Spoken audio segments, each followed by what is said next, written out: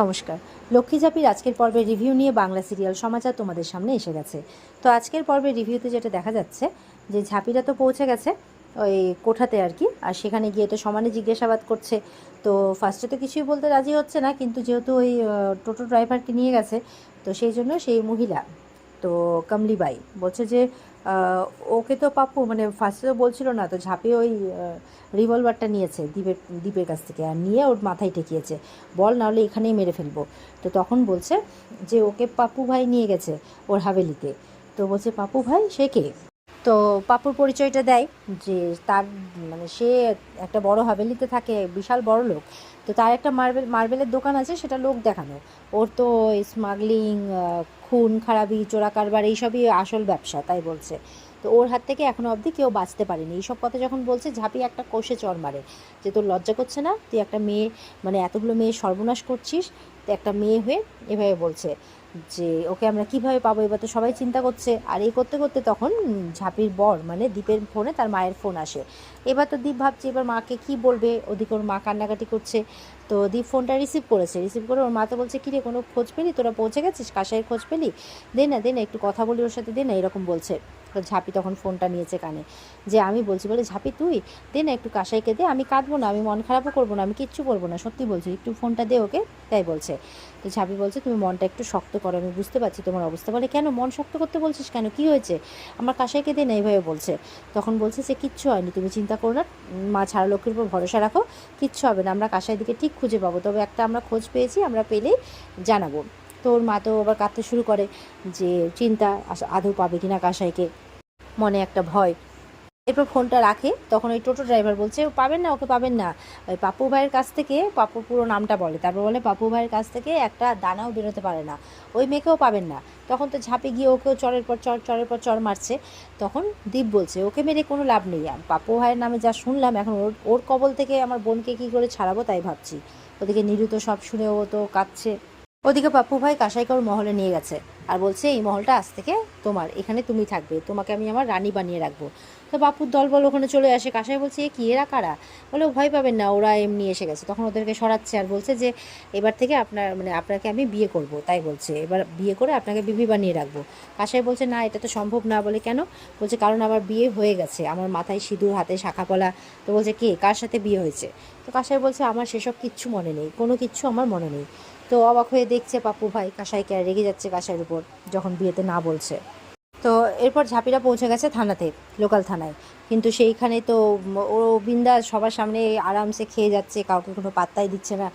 আর পাপ্পুর কথা শুনে বলছে আপনারা ওই মানুষটার নামে কমপ্লেন লেখাতে এসেছেন, ও তো ভগবান, ও কতগুলো সেবা কেন্দ্র চালায়, যেমন ও হসপিটাল খুলেছে গরিব দুঃখীর জন্য, অনাথ আশ্রমে দান ধ্যান করে, মানে আরও অনেক পুণ্যের কাজের মতো ব্যবস্থা করে রেখেছে, যাতে ওকে সবাই ভগবান বলে। তাই বলছে যে ওর নামে কমপ্লেন করছেন আপনারা। তো ঝাঁপিদের কথা তো শুনছে না, ঝাঁপিরা তো শুনে অবাক হচ্ছে। ঝাঁপি দীপকে বলছে নিশ্চয়ই টাকা পয়সা দেয়। তো বুঝতে পেরেছে যে পাপ্পুর কাছ থেকে টাকা পয়সা পায় বলে পাপ্পুর নামে কোনো কমপ্লেন নিচ্ছে না। পুলিশ তো পরিষ্কার বলে দিচ্ছে যে পাপ্পু ভাইয়ার নামে কোনো কিছু নেবে না, মানে ওর মতো দেবতাতুল্য মানুষের বিরুদ্ধে কোনো কথা শুনবে না। আর বলছে যে এই টোটো চালক এই কমলিবাইয়ের কোঠাতে ওকে নিয়ে গেছিলো সেটা তো বুঝলাম, কিন্তু পাপ্পু ভাইয়ের কাছে যে তারপরে ওখান থেকে গেছে সেটার কি প্রমাণ আছে আপনাদের কাছে? তখন ওই আরেকজনকে নিয়ে গেছে উজ্জয়িনী, একজন লেডি অফিসারকে। তো সে ওই কমলিবাইকে নিয়ে যায় ওখানে, আর কমলিবাইকে নিয়ে গিয়ে বলছে এই যে এই প্রমাণ, এই বলেছে আমাদেরকে। তখন পুলিশ বলছে কার কথা শুনছেন আপনারা, এই কমলিবাই, এ তো না জানি কত মেয়ের জীবন নষ্ট করেছে, এর কথার কোনো ঠিক আছে, এর কথা শুনছেন? আর কমলিবাই তো পরিষ্কার বলছে যে আমার মাথাতে বন্দুক ঠেকিয়ে আমাকে এইসব কথা বলিয়ে নিয়েছে, আমি জানি না যে কোথায় গেছে, তাই বলছে। তো সবাই তো পরিষ্কার কমলিবাইয়ের রূপটা বুঝতেই পারে। পুলিশ যখন কমলিবাইয়ের নামে খারাপ খারাপ কথা বলছে, তখন বলছে যে একটু বেশি বেশি বলা হয়ে যাচ্ছে না আমার বিরুদ্ধে, এরকমভাবে বলছে। ঝাঁপি বলছে আমি পরিষ্কার বুঝতে পারছি যে ওই পাপ্পুর মানে কুকর্মের সাথে আপনারও হাত আছে, সেই জন্য আপনি মানে গ্রেপ্তার করতে চাইছেন না। আর উজ্জয়িনী বলছে আপনি যদি আমাদের কথা না শোনেন, আমাদের কমপ্লেনটা যদি আপনি না নেন, তাহলে আমি এক্ষুনি বেঙ্গলে ফোন করে হায়ার অথরিটিসকে আপনার কথা জানাবো, তাই বলছে আপনার নামে কমপ্লেন করব। উজ্জয়িনী বলছে এক স্টেটের পুলিশ আরেক স্টেটের পুলিশের কাছে গিয়ে হেল্প চাইলে তারা কিন্তু হেল্প করতে বাধ্য, এটা আপনি মাথায় রাখবেন। তো পুলিশ বলছে ঠিক আছে, আপনারা যখন শুনবেন না তখন আগে ওদের কমপ্লেনটা লিখবে, তারপরে পাপ্পু ভাইয়ের বাড়িতে যাবে। এবার তো পাপ্পু কাসাইকে বিয়ের কথা যখন বলছে, যাই হোক কাসাই তো কিছুতেই বিয়ে করবে না, কিন্তু কাসাইয়ের হাত থেকে শাখা পলা চুড়ি সব কিছু খুলে নেওয়া হচ্ছে। কাসাই বলছে এগুলো খুলে না গো, এটা এটা হতে পারে না, আমি বিয়ে করতে পারবো না, আমার বিয়ে হয়ে গেছে। তো পাপ্পু বলছে সেটা পিছলে জন্মে, মানে আগের জন্মে হয়েছে, এই জন্মে তোমাকে আমার সাথেই থাকতে হবে। এই বলে জোর করে শাখা বলে সব কিছু খুলিয়ে দিচ্ছে, কাঁসাইয়ের কোনো কথাই কিন্তু শোনে না। আর ওদিকে ঝাঁপিরা মানে সবাই মিলে পুলিশ নিয়ে পাপুর বাড়িতে পৌঁছে গেছে। তো দেখা যাক এবার তারা পায় কিনা। নীলু তো বলছে এবার যাতে কাঁসাইকে পেয়ে যায়, মানে ও আর থাকতে পারছে না, ও ছটফট করছে কাঁসাইয়ের জন্য, খুব চিন্তা করছে ও, আর এটাই স্বাভাবিক। এবার পাপু ভাইয়ের হাবেলিতে চলে গেছে। পাপু ভাই বলছে কী ব্যাপার, কী হচ্ছে এখানে? তো বলছে পুলিশ বলছে আপনার হাবেলি সার্চ করতে এসেছি, আপনি নাকি ওদের বাড়ির বউকে এখানে আটকে রেখেছেন। তো বলছে বেঙ্গল পুলিশের অর্ডার এটা। তো পাপু বলছে দেখুন, বেঙ্গল থেকে এসে পাপু ভাইকে বদনাম করবেন না, এটা কিন্তু ঠিক হচ্ছে না। তো ঝাঁপি বলছে কেন, সমস্যাটা কোথায়? আপনি কি কাজ করেছেন সেটা তো আপনিও খুব ভালো করে জানেন। তাহলে তো ওরা আর দেরি না করে এবার পারমিশন নিয়ে ওরা কিন্তু খোঁজ করতে শুরু করে দেয়। সবাই তন্ন তন্ন করে খুঁজছে, কেউ কিন্তু কোনো দিকেই পাচ্ছে না। ঝাঁপি কিন্তু সেই ঘরে ঢুকে পড়েছে, একটা গুদাম ঘরে, যেই ঘরে কাঁসাইকে মুখ বন্ধ করে রাখা হয়েছে। তো ঝাঁপি তো কাঁসাইদি বলে ডেকে যাচ্ছে। কাঁসাই শুনছে আর মনে মনে বলছে যে কী ব্যাপার, এই ডাকটা আমার এত চেনা লাগছে কেন, এই মেয়েটা কাকে খুঁজছে? কাঁসাইটাই বা কে, কাকে খুঁজছে? আর কেন আমার মনে হচ্ছে এই ডাকটা আমি এর আগেও শুনেছি, আর আমার খুব চেনা চেনা লাগছে এই গলাটা, এরকমভাবে বলে যাচ্ছে।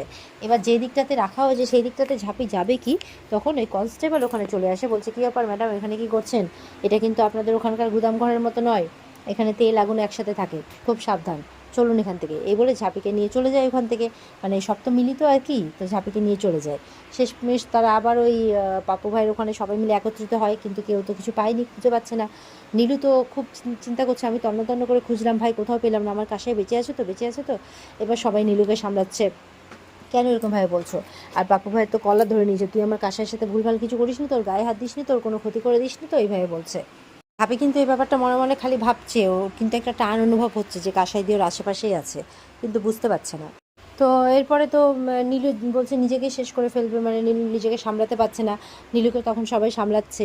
তো পাপ্পুকে বলছে যে, পাপ্পু বলছে যে আপনাদের কোনো দোষ নেই, আসলে আসলে আপনি তো আমাকে চেনেন না যে আমি কেমন মানুষ, আমি কতজনের সেবা করি, আমি এরকম কাজ করতেই পারি না। তো সেই জন্য আপনাদের ভুল হয়ে গেছে, স্বাভাবিক, আপনারা আপনাদের বাড়ির লোককে খুঁজতে এসেছেন, একটা মনে আশা নিয়ে এসেছিলেন, আমি খুব দুঃখিত যে আপনারা পেলেন না। তো পুলিশ বলছে যে দেখুন, আমি জানতাম যে এরকমটাই হবে, আপনারা শুধু শুধু আমাকে এখানে নিয়ে আসলেন। পাপু বলছে আপনাকে ওরা নিয়ে আসলো, আপনি চলে এলেন দলবল নিয়ে? তো বলছে দেখুন তো ম্যাডাম, এখন আমি ফেসে গেলাম না, আমাকে এখন শুনতে হচ্ছে, এইভাবে বলছে।